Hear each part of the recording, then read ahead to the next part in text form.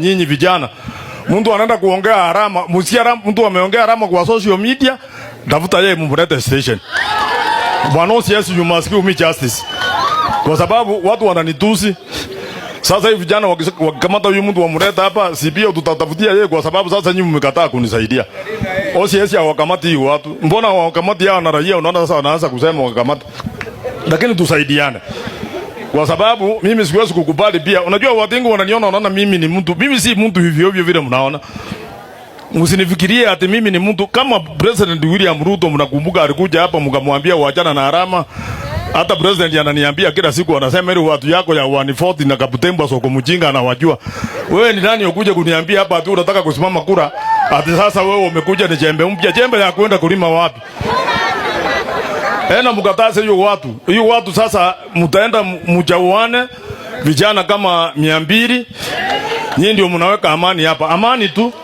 Watu wakikuja kunitusi msipige yeye, mnashika yeye mnampeleka OCS. Mnasema mtu alikuwa anatusi mheshimiwa wetu, si ndio? Kwa hivyo leo ni onyo kwa ile watu wanapita pita hapa. Mimi ndio member of parliament until 2027. Kama wanataka kutoka hapo wakuje wanitoe.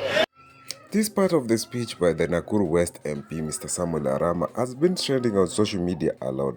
This is after Kenyans alleged that this speech was kind of threat to Kenyans amid this era where there is a lot of abduction. We have seen him mobilize youths and say that he is a kingpin and nobody is going to threaten him, even a politician who tried to outsit him.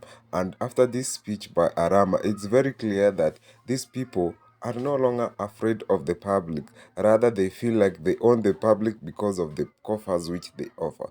We have seen millions of Kenyans being given food by these politicians this festive holiday because of the financial muscle which some of these people share, and they feel like it is a privilege for them to give something to the vulnerable. But in the reality, the people who voted them so that they can enhance their life and change the governance of this Kenya so that it can suit everybody are still among the politicians who are coming out to strongly condemn the people who try to oppose this Kenya Kwanza regime. We have seen an MP like Arama come out and say that don't beat that person, rather take him to the police station. It seems like he's mobilizing something like Gunism to happen. Now, in yet another incident of abduction in the country, a family in Ngong, Kajiado County is living in fear after their kin, 24-year-old Bernard Kavuli, was kidnapped at a petrol station in Ngong town on Sunday evening by 4 armed men. Surprisingly, Kavuli's abduction is also connected to his activities on social media pages, with the latest posts on his X platform criticizing the government and highlighting issues related to the 2007 post-election violence witnessed in the country. Kavuli was abducted a day after Peter Muteti and Billy Mwangi were also kidnapped in similar fashion by 4 armed men in Uthiru and Embu, respectively. Citizen TV crime reporter Gatete Njoroge has obtained exclusive CCTV footage of the abduction of Kavuli and Muteti. This petrol station in Ngong town is where Bernard Kavuli was last seen walking before being kidnapped. CCTV footage from the petrol station captures a white Probox driving inside. Walking beside it was Kavuli, unaware that the occupants were on a mission to cut short his journey to his sister's shop. Within seconds, he was grabbed by 2 men before being forced inside the vehicle. The vehicle then left heading towards Nairobi. Mara ya mwisho kuongea na yeye ilikuwa hiyo masaa kwa sababu nilimuita atoke nyumbani ya kuja hapa Ngong kunifanyia kitu. So vile nilimpigia simu tukaelewana anakuja na akaniambia anakuja. So mimi nika relax na mngoja. So vile nilingoja sana niko na 7 imefika na hajafika na kwangu si mbali na hapa, so ndo nikakuwa worried. She tried to reach him but unfortunately his phone had been switched off. It is at this moment that Mary sensed danger and alerted family and friends who confirmed receiving reports of a case of abduction in Ngong town. Tukakesha usiku mzima, asubuhi na mapema ndo tukakuja hapa Rubis kushungulika, ndo tukaambiwa ni kweli ilikuwa ni kijana, ni yeye. So ndo tukaenda kwa DCI, DCI wakatuelekeza kuje tuangalie CCTV footage. So kuja kuangalia CCTV footage, ndo tulipata kweli ni yeye, tulimuona. Wao waliripoti polisi, walipigia OCS na wakamuelezea na wakapeana number plate ya gari. Ilikuwa KCA 379R, a white Probox.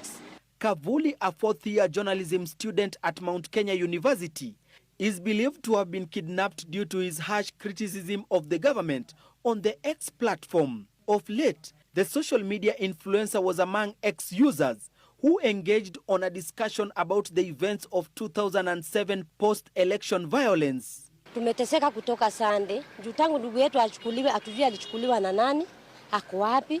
Hii ni msimu wa Christmas. Sisi hata hatujui kama tutacherekea tukiwa wapi because ndugu yetu hayuko, hatujui mahali yako, hatuna furaha. Mahali hata pale nyumbani asikii poa, ameanza kusema anasikia vibaya juu ya hiyo kesi ya mtoto wake. This is the third abduction following the kidnapping of Peter Muteti and Billy Mwangi, who have been missing since they were taken by armed men on Saturday. Citizen TV has obtained this CCTV footage, which captured two men abducting Muteti when he was paying for items at a supermarket in Udhiru. The 22-year-old is yet to be traced. The abductions have been condemned by the Law Society of Kenya President Faith Odhiambo. In a statement, Odhiambo blamed police for perpetrating injustice against the people of Kenya, which is in violation of human rights. LSK has demanded that police officers abandon and desist from absurd, repressive tactics that have characterized 2024. Odhiambo has called for immediate and conditional release of those abducted or their arraignment to answer to charges, if any. From Udhiru, Embu and Ngong, it is now clear that there is a systematic abduction of young people who are vocal on X platform, with their families demanding answers from government.